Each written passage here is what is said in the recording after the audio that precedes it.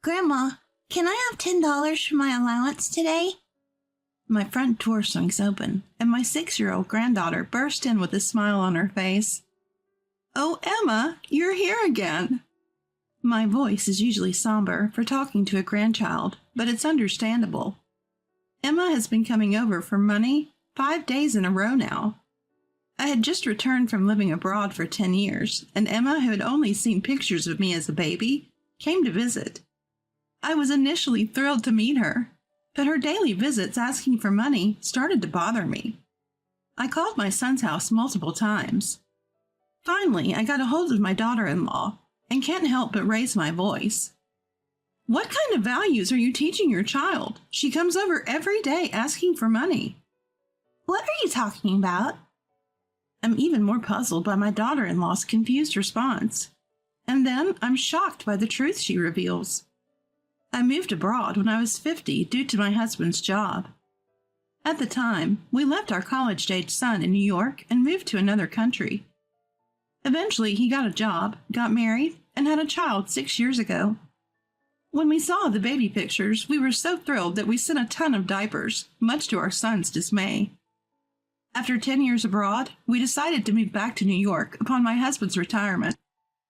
I contacted my son to let him know I'd be coming back alone first. I'll be back the day after tomorrow. Can you pick me up? Sorry, I have an overseas business trip starting tomorrow.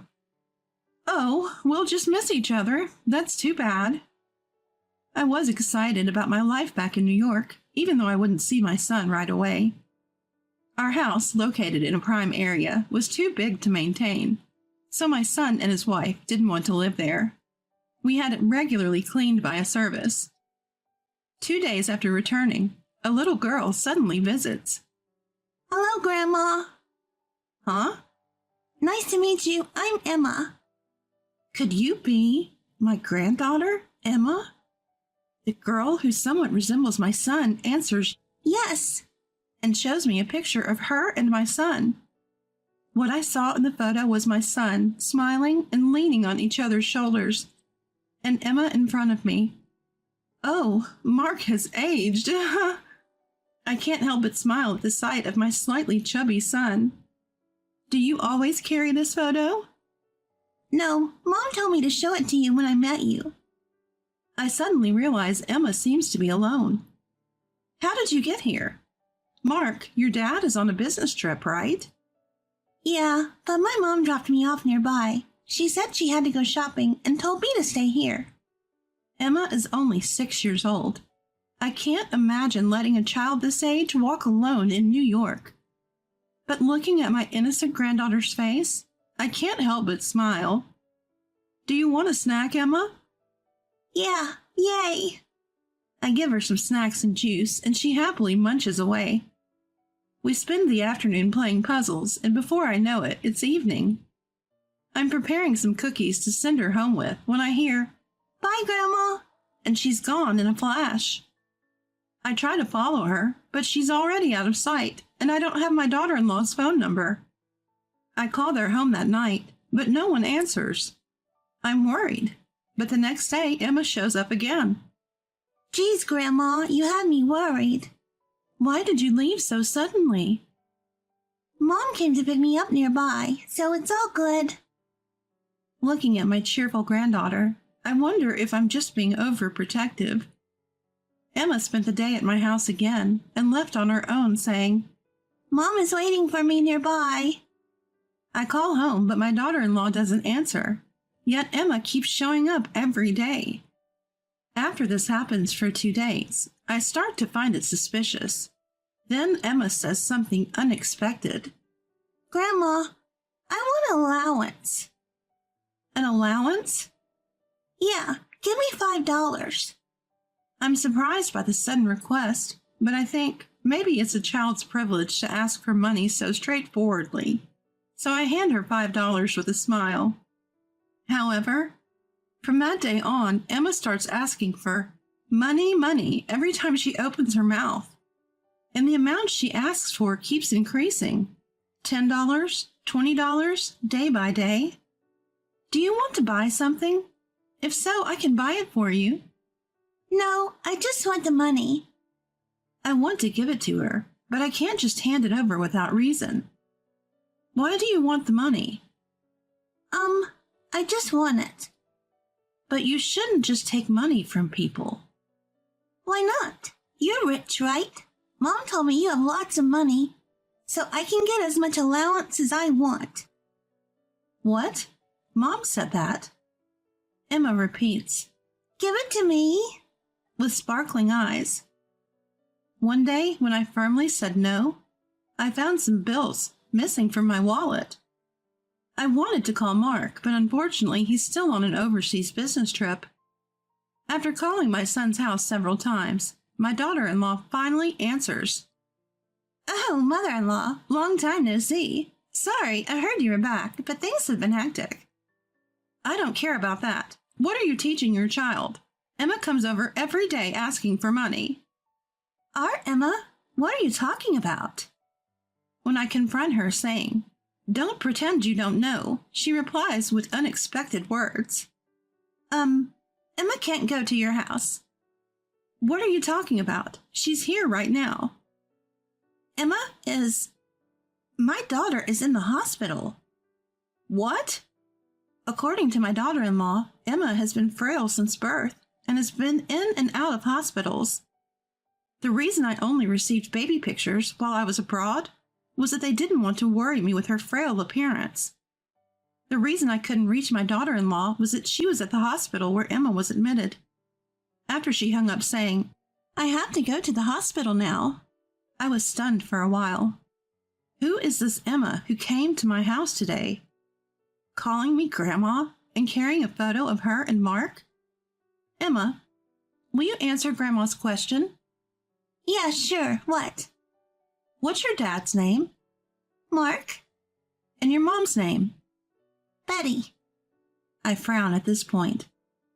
The name of the dad is correct, but my daughter-in-law's name is Jennifer.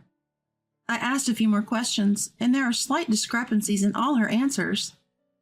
Is Mom coming to pick you up today, Emma? Yeah. I see. By this time, I had already made up my mind. In the evening, as Emma leaves my house alone as usual, I quietly follow her. After walking for a while, Emma enters a nearby park and runs toward a young woman waiting there. The woman at the park is a complete stranger, not my daughter-in-law, and I don't recognize her face. I hurriedly approach the two as they try to leave the park. Excuse me, are you this child's mom? Yes, so? Who are you? This child has been asking me for money. I whisper so the child can't hear, but the woman responds loudly. So what? You're Emma's grandma, right? It's only natural for a grandma to give her grandchild money. Who told you that? Mark? Who else would it be? I question the smirking woman and find out she's my son's mistress, and Emma is his secret child. He even gave this secret child the same name as his daughter. What is Mark thinking? My real granddaughter is in the hospital, and my daughter-in-law is by her side. And Mark took advantage of this to have an affair and even father a child.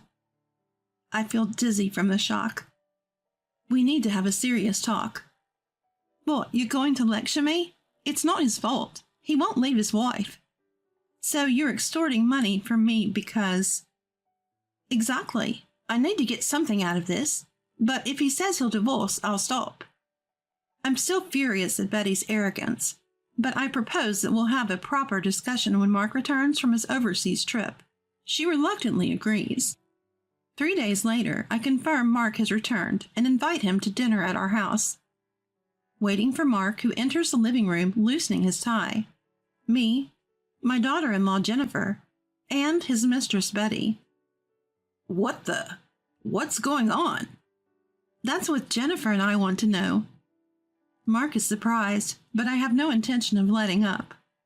Mark, you need to divorce Jennifer right now. Why should I? Who else has been having a long-term affair and even fathered a secret child? That's not it. There's a reason. And besides, Jennifer would never divorce me. How would she live without my income? Just as Mark starts to regain his composure, Jennifer crushes it. No, I will divorce you. I don't need to worry about my future. I'll endure any hardship for my daughter. It's better than being married to you. Hey, you're joking, right? Having a divorce on my record would ruin my reputation. I don't care. Go build a wonderful family with that woman over there. Betty, the mistress, is thrilled. Yay, you're getting a divorce. So, mother-in-law, when can Mark and I move into this big house? Unfortunately, you'll never call me mother-in-law, and living here is out of the question. Why, you're not going to approve of our marriage? Marry if you wish. I have nothing to do with it anymore. What? Mom, what are you saying? Mark, I'm cutting ties with you. Live your life as you please. My words silenced the room.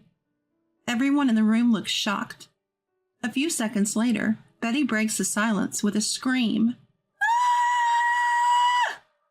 What? You've got to be kidding. What's so appealing about Mark if he's not your son, you rich old lady? What did you just say? I was with him because your parents are rich. Otherwise, why would I have a relationship with a married man? I even had a child thinking it would get me more money. It seems my son chose a terrible woman to have an affair with. Mark's face turns from pale blue to ghostly white. I thought you were a rich old lady coming back from overseas, and now this? This is a joke. I'll sue you for damages. You're quite bold, but actually you're the one who should be paying damages. You had a relationship with a married man after all. No. I didn't know he was married. Mark deceived me. Oh, didn't you just say you were with him because his parents are rich, even though he's married? I didn't say that. There's no proof. Goodness, I never thought my long stay overseas would come in handy like this. I pull out my mobile phone, which is set to record. Don't underestimate me because I'm old. I lived in a country where lawsuits are common. Recording conversations for evidence is pretty standard there. Now it's Betty's turn to go pale. She slumps down, defeated, and the next moment clings to my leg. Please pretend you didn't hear what I said earlier. Delete that recording. Why would I do that? Just pay what you owe. I can't. How much are these damages? I don't have that kind of money. Betty turns to Jennifer, pleading for forgiveness, but Jennifer quietly shakes her head. Afterwards, Jennifer divorces Mark and claims $30,000 in damages from both him and Betty. Mark also ends up paying $1,000 a month for both Emma's child support. Having been cut off by me, he loses his spirit, makes mistakes at work. Apparently he was fired for causing great damage to the company and is now working hard at his day job. I heard Betty is somehow making ends meet working at a club. As for me, I decide to live overseas again. After discussing it with my husband, we decide to take my former daughter-in-law, Jennifer, and Emma with us. With cutting-edge treatment and perhaps the foreign air agreeing with her, Emma's health gradually improves, and she's now running around parks full of energy. I get to watch my beloved granddaughter grow up by my side, and I'm living happily ever after.